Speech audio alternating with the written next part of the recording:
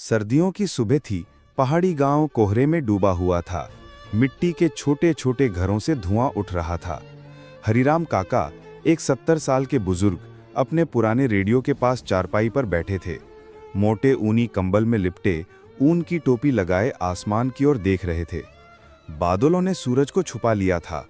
तभी गोपाल, 14 साल का नंगे पांव दौड़ता हुआ लड़का, कीचड़ भरी गली में भागता आया। हल्की फुहार गिर रही थी। उसका चेहरा चिंता से भरा था। काका, नदी का पानी चढ़ रहा है। कई खेत डूब चुके हैं। काका ने गंभीरता से आसमान की ओर देखा। राधा गांव की 30 साल की मजबूत महिला, सिर पर बोरी उठाए, रंग बिरंगी साड़ी और शॉल में लिपटी, बारिश में चलती हुई आई। वो और काका कीचड़ भरे रास्ते पर मिले। कुछ करना होगा काका, और बारिश आई तो हालात बिगड़ सकते हैं।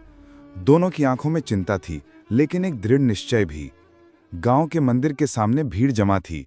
औरतें, बच्चे, बुजुर्ग, सब शॉल और छातों में। हरिराम काका खड़े होकर बोले, हमें एक साथ मिलकर काम करना होगा। ये बारिश यूं ही नहीं जाएगी। लोग ध्यान से सुन रहे थे। ठंडी हवा और फुहारों के बीच एकजुटता की चिंगारी जल उठी।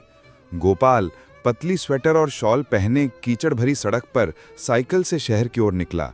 आसमान काले बादलों से ढका था, लेकिन उसके चेहरे पर हिम्मत थी। वो राहत लाने निकला था गांव के लिए। गांव में लोग एक दूसरे की मदद करने लगे।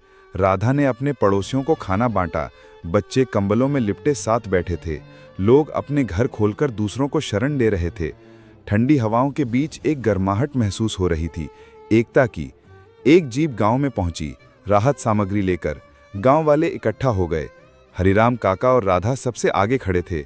चेहरों पर उम्मीद थी। मंदिर के पीछे कोहरा धीरे धीरे छट रहा था। बारिश थम चुकी थी। सूरज बादलों के पीछे से झांक रहा था। लोग एक साथ काम कर रहे थे। खेत साफ हो रहे थे। चूल्हों से धुआं उठ रहा था। बच्चे खेल रहे थे। बकरियां टहल रही थीं।